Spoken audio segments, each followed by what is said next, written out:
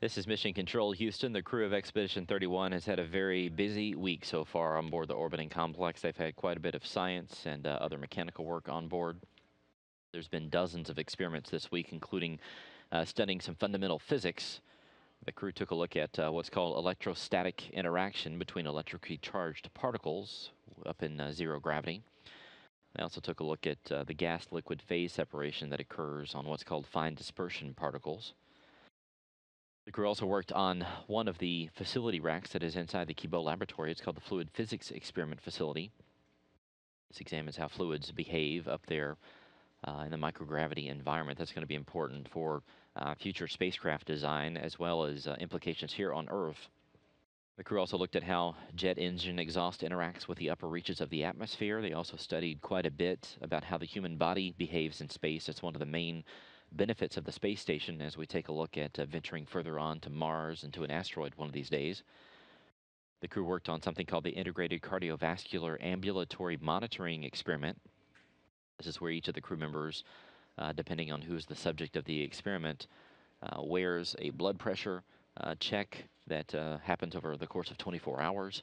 They also do something that's very similar to what you find here on Earth, which is an EKG machine. It measures the output of the heart.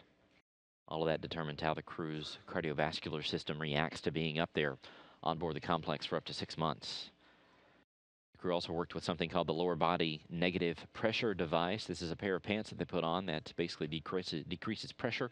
It draws blood down from the head. It sort of reenacts what happens to them whenever they land on Earth. And it studies the effects that gravity has on the crew members' bodies after they've been up in space for an extended period of time.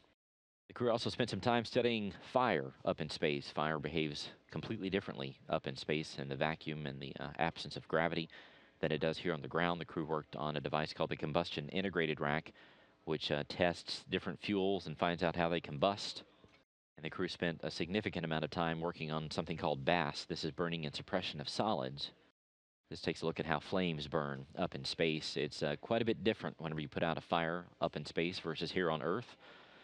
Typically what happens here on the ground, you would aim the fire extinguisher or the suppressant at the base of the flame. This is because that is where the flame is the most stable. It's where the flame is basically born, where the oxygen and the air enters the flame and sort of creates it. But of course, up in space, you don't have that. So the BAS experiment takes a look at how the fire behaves and how someone would put out that fire up in space. The crew also worked on what's called the amine swing bed. This is a prototype test object for the Orion spacecraft, which is the spacecraft that NASA is building to take us to an asteroid and onto Mars. Size is key whenever it comes to Orion, so all the different environmental systems inside Orion need to be small, compact, and efficient. This amine swing bed is a way to test the carbon dioxide removal assembly that will go on Orion up on board the space station. The space station itself actually has a couple of different systems that scrub out the carbon dioxide, including one in the Destiny laboratory, one in the Tranquility module. Those are fairly large in size. They work very efficiently, but the space station provides an opportunity to test out new equipment and new devices that will go on Orion. And 3 out of the 6 crew members are turning their attention toward their trip home, which is coming up in a couple of weeks. Andrei Kuipers, Oleg Kononenko, and Don Pettit getting ready to wrap up 193 days in space, 191 of those aboard the orbiting complex.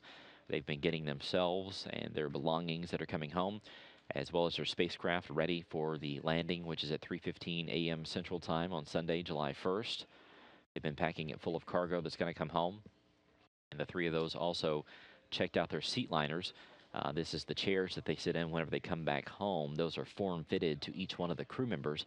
But because the human body gets a little bit taller in space, because gravity's not pulling down on your muscles and bones, they have to check out the seats and get in them to make sure that they still fit.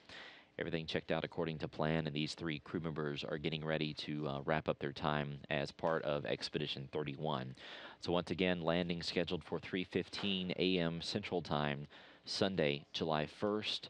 That'll be at 4:15 a.m. Eastern Time. Of course, we will have live coverage here on NASA television.